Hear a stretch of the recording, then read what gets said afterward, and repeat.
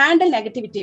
அதாவது handle negativity ரொம்ப ரொம்ப முக்கியமான ஒரு பாயிண்ட். இத நியூ ஜாயினருக்கு ரொம்ப யூஸ்ஃபுல்லா இருக்கும் இந்த பாயிண்ட். அதாவது எப்படின்னாக்கா, நீங்க ஜாயின் பண்ணும்போது உங்க அப்ளைன் என்ன சொல்லியிருப்பாருனாக்கா, இது வந்து ஜாயின் பண்ண உடனே நிறைய நிறைய நெகட்டிவ்ஸ் வரும், நிறைய பேர் இதை வேணான்னு சொல்லுவாங்க, ரிஜெக்ஷன்ஸ் எல்லாம் சொல்லுவாங்க. அப்பெல்லாம் நீங்க உங்க மைண்ட் செட் வந்து ஸ்ட்ராங்கா இருக்கணும் அப்படின்லாம் நிறைய பேர் சொல்லியிருப்பாங்க. ஆனாலும் நீங்க ஜாயின் பண்ணி ஒரு அதாவது ஒரு ஆர்வ கோளாறு இல்லையா, நம்ம இதுல மீட்டிங் பார்த்து முடிச்ச உடனே, எல்டிபி மீட்டிங் பார்த்து முடிச்ச உடனே நம்ம எதையோ சாதிக்க போறோம் அப்படின்ற மாதிரி ஒரு ஆர்வ கோளாறு எல்லாருக்கும் வர்றது சகஜம்தான். அதுல வந்து ஜாயின் பண்ணிடுவீங்க.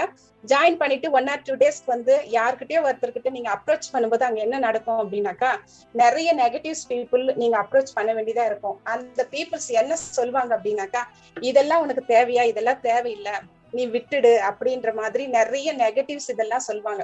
உடனே நீங்க அவங்க மேல கோபப்படுறதுல எந்த ஒரு பிரயோஜனமும் இல்லை. ஏன் அப்படி அவங்க பேசுறாங்கன்றத நீங்க ஃபர்ஸ்ட் அனலைஸ் பண்ணுங்க. அவங்க வந்து அவங்களோட லைஃப்ல நிறைய கஷ்டங்கள் பட்டிருக்கலாம். வேற ஒரு நெட்வொர்க் மார்க்கெட்டிங்ல அவங்க நிறைய வந்து அவங்களோட பணத்தை இழந்திருக்கலாம், அவங்க டைமை ரொம்ப வேஸ்ட் பண்ணிருக்கலாம்.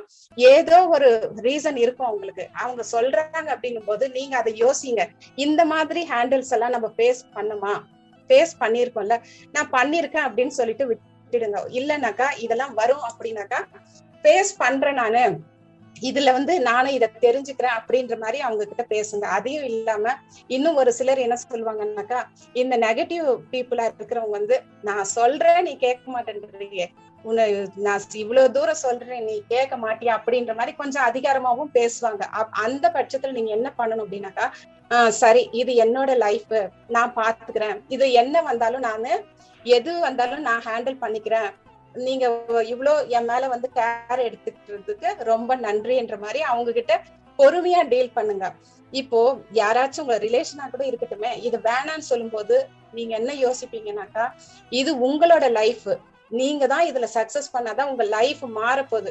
அப்ப வந்து ஒரு நிமிஷம் நீங்க யோசிங்க, நம்ம லைஃபா, நம்ம ஃப்ரெண்ட்ஸோட ஃபீலிங்ஸா, நம்ம ரிலேஷனா இப்படின்னு வரும்போது உங்க லைஃபுக்கு தான் நீங்க ஃபர்ஸ்ட் இம்பார்ட்டன்ட் கொடுக்கணும். இதுல வந்து சில உறவுகள் கூட நம்மள விட்டு போகலாம், சில ஃப்ரெண்ட்ஸ் கூட நம்மள விட்டு போகலாம். எதை பத்தியும் யோசிக்காதீங்க. நீங்க இந்த பிசினஸ்ல சக்சஸ் பண்ணணும் அப்படின்னாக்கா, நெகட்டிவ் பீப்புள் பேசுறத வந்து இந்த காதுல வாங்கி அந்த காதுல விட்டுட்டு போங்க.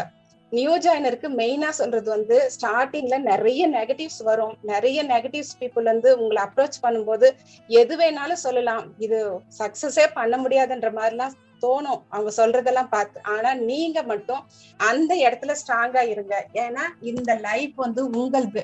இதுல அச்சீவ் பண்ண வேண்டியதெல்லாம் நீங்க தான் ட்ரைனிங் பாத்தீங்க, நீங்க தான் இந்த பிசினஸ் புரிஞ்சிருக்கீங்க. அதனால அவங்களுக்கு வந்து சாரி, இது என்னோட லைஃப், நானே ஹேண்டில் பண்ணிக்கிறேன் அப்படின்ற மாதிரி நீங்க அவங்களுக்கு சொல்லி